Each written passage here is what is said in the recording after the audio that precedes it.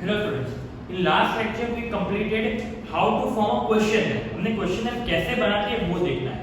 अभी क्वेश्चनर में क्या कैरेक्टरिस्टिक्स, क्या क्या इंफॉर्मेशन होनी चाहिए, क्या क्या समझना चाहिए क्वेश्चनर बनाने से पहले, वो एक चीज समझ लेते हैं हम लोग। Characteristics of an ideal question है, ये बहुत इंपॉर्टेंट टॉपिक है। रीजन बीइंग, आपकी स्कूल की एग्जाम में फर्स्ट टर्म हो या नहीं हो, सेकंड टर्म हो या फाइनल टर्म में ये क्वेश्चन होगा और होगा ही। इसे बहुत इंपॉर्टेंट आंसर है आपका। Characteristics of an ideal question है। क्वेश्चन है क्या है वो लास्ट लेक्चर में मैंने आपको समझा दिया है कि सिंपल वे में क्वेश्चन है एक इंफॉर्मेशन के लिए आप टाइप डिफरेंट क्वेश्चंस पूछते हो। Minimum 12 to 15, maximum 25। ओके, ये मैंने आपको लास्ट लेक्चर में बोला था। अभी उसमें क्या क्या होना चाहिए, क्या चीज होनी चाहिए, ठीक है। एक अच्छा खाना बनाने के लिए हमें क्या क्या इंग्रेडिएंट्स चाहिए, ठीक है।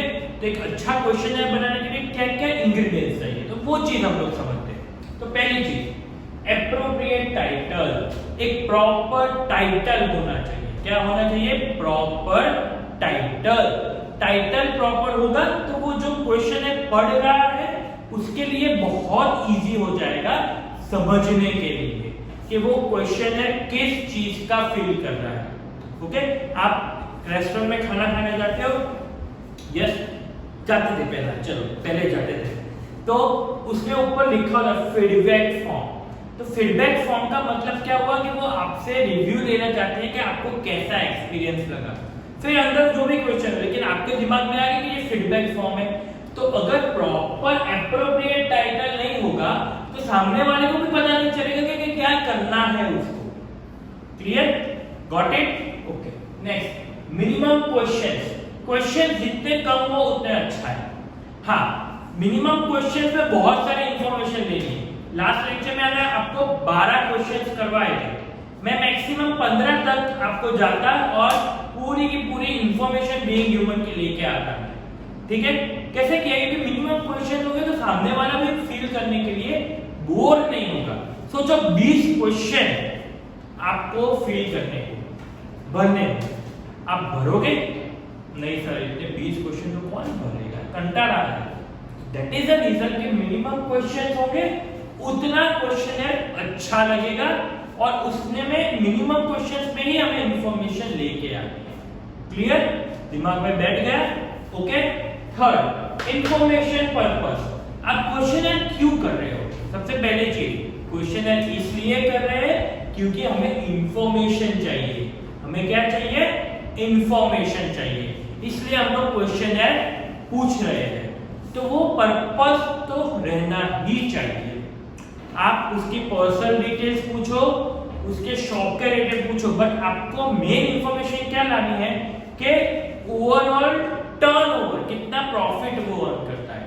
आप XYZ चीज पूछ के आओगे और देखो डायरेक्टली, तो मैंने कल लास्ट टाइम भी बोला था कि वो डायरेक्टली पूछोगे तो वो आंसर नहीं देगा। तो आपको क्या करना है? आपको इनडायरेक्टली पूछना है। तो इनडायरेक्टली पूछोगे तो वो आंसर देगा, लेकिन इनडायरेक्टली में आप मेन चीज पूछना ही भूल जाइए। सेल्स कितना, परचेज कितना है, सैलरी कितनी देती है, एक्सपेंस कितना होता है, वो भूल गए तो आपकी इंफॉर्मेशन पर्पस तो कुछ काम का ही नहीं रहा। ओके, 3 पॉइंट हो गए। 4, सिंपल, शॉर्ट एंड अंडरस्टैंडेबल।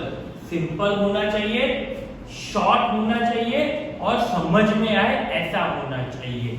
ठीक है, आप कोई भी क्वेश्चन है बनाओ, ठीक है, आप गूगल पे जाके भी सर्च कर सकते हो क्वेश्चन है टॉपिक, तो आपको बहुत सारे क्वेश्चन है मिल जाएंगे और आपको पता चलेगा कितना सिंपल है, शॉर्ट है, लेकिन समझ में आए ऐसा भी है साथ में। तो वैसा क्वेश्चन आपको बनाना है। ठीक है, वो याद रखना चाहिए कि हमें क्वेश्चन कभी भी बना है तो सामने वाले को पता चलना चाहिए। हमारे लिए तो समझ में आएगा कि हम लोग क्वेश्चन बना रहे हैं। देखो एक सिंपल है, मैं क्वेश्चन पेपर बना रहा हूं तो मेरे लिए तो इजी है कि समझने का, बच्चों को तो इतना आएगा, बट ऐसा क्वेश्चन बनाओ कि जो सामने वाला भी अटेम्प्ट कर पाए।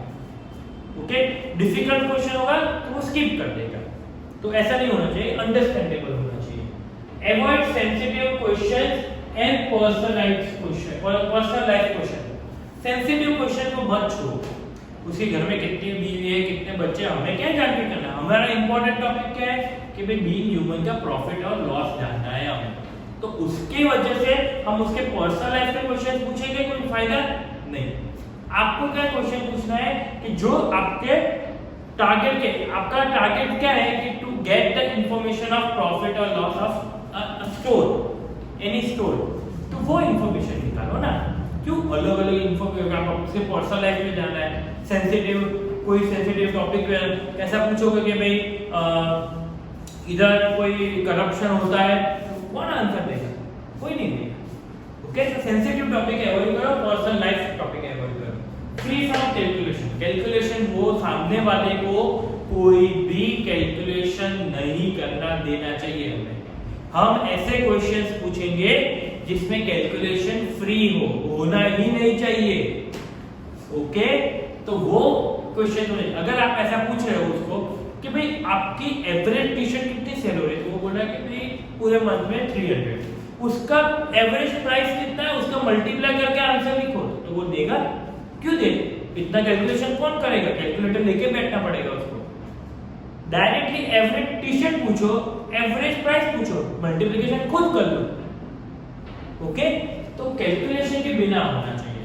Last point is multiple options and और यस नो होना चाहिए। मल्टीपल ऑप्शंस दो कि भाई कितनी टी शर्ट सेल हो रही है, 300 आपको रफली चाहिए, 300 to 500, 500 to 700, 700 to 1000, 1000 to 2000, बस ये टिक करने का दो और यस नो का ऑप्शन दो बस। या फिर लिखने के लिए, जैसे मैंने बोला कि एवरेज टी शर्ट कितनी है, तो 300, तो 300 लिखने को बस, वो लिख सकता है, बट पूरा कैलकुलेशन हो तो वो नहीं लिख सकता। मल्टीपल चॉइस दो तो भी बेटर है, और यस और नो दो तो भी बेटर है। ठीक है, ये हमारा हो गया ideal characteristics of an ideal question है, ये बहुत इंपॉर्टेंट है। इसके रिलेटेड मैं एक प्रोजेक्ट दूंगा, जब टाइम आएगा तब मैं आपको प्रोजेक्ट दूंगा, तब ये सब पॉइंट्स बहुत आपको इंपॉर्टेंट लगेंगे, तब ये आपको बहुत लगेगा नहीं ये अच्छा है। ठीक है, तो ध्यान रखना कि characteristics of an ideal question है कैसा बनना चाहिए आपका, वो दिमाग में, ये सब पॉइंट दिमाग में बिठा के रखोगे ना, ऑटोमेटिकली आपका क्वेश्चन है अच्छा बनेगा। क्लियर? ओके, ये कैरेक्टरिस्टिक्स। इसके बाद 2 टॉपिक बाकी है जो मैं नेक्स्ट लेक्चर में दोनों में कंप्लीट करवा दूंगा। Okay, thank you.